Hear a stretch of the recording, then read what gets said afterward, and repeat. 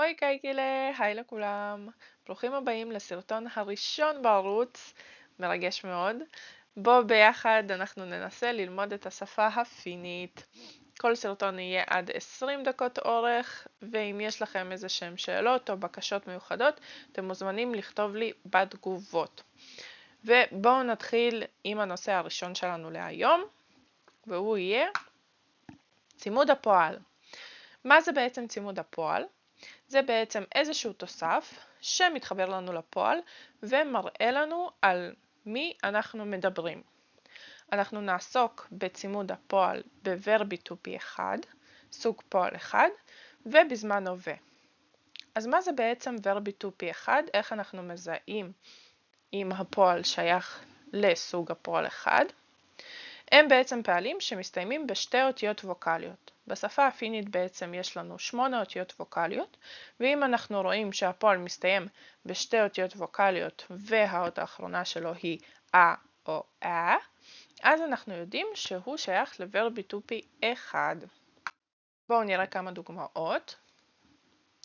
איסטואה, לשבת. סויטה, להתקשר. קצוע, להסתכל. ופוהואה, לדבר. אז בעצם אנחנו רואים בכל אחד מהמילים האלה שהן מסתיימות בשתי אותיות ווקליות. איסטואה יש לנו או ואה, סויטה פעמיים קצוע או ופוהואה הוא ובנוסף כל המילים האלה, האות האחרונה שלהם היא האות סימנתי לכם אותה פה באדום. אז רגע לפני שאנחנו נתחיל להטות את הפעלים ולהבין איך אנחנו עושים את זה, רגע נסתכל על הטבלה שיש לנו פה בצד, עם כינוי הגוף ביחד עם הפועל אולה. בעצם בשפה הפינית, כשאנחנו רוצים להציג את עצמנו או לתאר איזשהו מצב, מיקום, תכונות, מאפיינים, אז אנחנו משתמשים בפועל אולה. אין לנו את זה בעברית, אז זה טיפה קשה בהתחלה, אבל אחר כך תופסים את זה מהר. לדוגמה, אני רוצה להגיד, קוראים לי אנה. אנחנו נגיד, מינה אולן אנה. או אני רוצה להגיד, הוא מורה. אנחנו נשתמש בהן און אופטיה. עכשיו, בשפה המדוברת, הרבה פעמים אנחנו נשמיט את כינוי הגוף, כשההקשר כבר ברור. נגיד, במקום להגיד מינה אולן אנה, אפשר להגיד אולן אנה, וישר יבינו שמדובר בי, שאני היא אנה. דבר נוסף בשפה הפינית, אין זכר ונקבה בשפה. כמו שיש לנו בעברית את, אתה, אין את זה. יש לנו מינה אולן, אני, סינה, את, אתה, הן, הוא או היא, אנחנו, אתם או אתן, הם או הן. עכשיו יש פה גם בשפה המדוברת, אבל אנחנו לא ניגע בזה כרגע. אוקיי, אז נתחיל להטות את הפעלים. איך אנחנו עושים את זה? כדי להטות את הפועל, אנחנו צריכים להגיע לצורת הבסיס של הפועל. איך אנחנו עושים את זה? אז כדי להגיע לצורת הבסיס של הפועל, אנחנו צריכים להוריד את האות האחרונה. אז בעצם לקחנו את הפועל פוהואה, לדבר, הורדנו את האות האחרונה והגענו לבסיס שלו, שזה פוהו. משם אנחנו מתחילים להוסיף את צימוד הפועל. מינה פוהון. שימו לב, הדגשתי לכם בצהוב את הסיומות שמוסיפים לפועל. אז הגענו לבסיס של הפועל, הוספנו לו אין, קיבלנו מינה פוהון.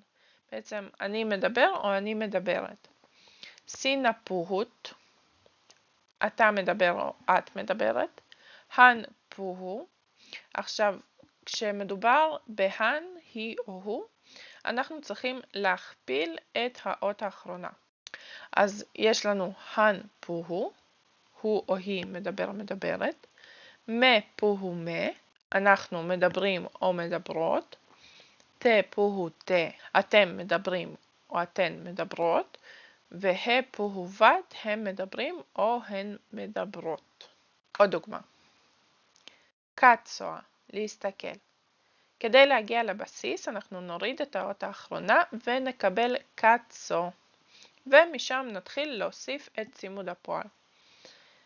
אז מינה קצון, צינה קצות, את או אתה מסתכל מסתכלת, הן קצו היא או הוא מסתכל מסתכלת, קצו תה קצו תה, והה קצו ואת. הן או הם מסתכלים מסתכלות. המילה סויטה, בעצם אנחנו צריכים להוריד את האות האחרונה כדי להגיע לצורת הבסיס, מורידים מגיעים לסויטה. עכשיו שימו לב, אני הדגשתי לכם פה את פעמיים תא, כי במילה הזאת יש לנו כלל קופטה, אנחנו לא נדבר עליו עכשיו, אנחנו נקדיש לו סרטון אחר. עוד פעם, לא נכנסת לזה עכשיו, רק ברפרוף עושה לכם ספוילר, שיש פה כלל קופטה. אז הורדנו את האות האחרונה ומתחילים להצמיד את כינוי הגוף. מינה סויטן, שימו לב, מפעמיים תה, הורדנו תה אחת והפכנו לסויטן.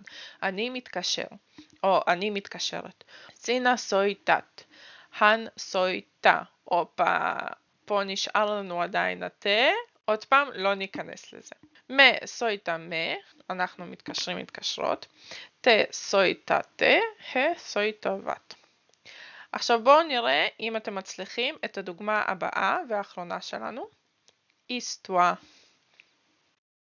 מורידים את האות האחרונה, מגיעים לצורת הבסיס, היסטו. ואיך אנחנו אומרים? מינה.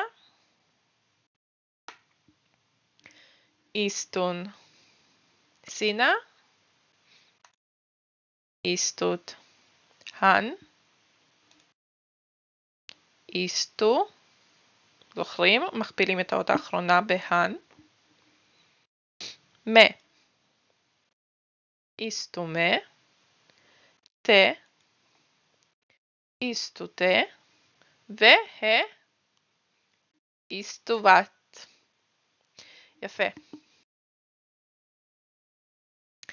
אז זה הכל היום חברים, תודה רבה שהייתם איתי. אתם מוזמנים לעקוב גם באינסטגרם, sumi.il, כל יום יש שם מילה חדשה. אנחנו נתראה בסרטון הבא. נחדן!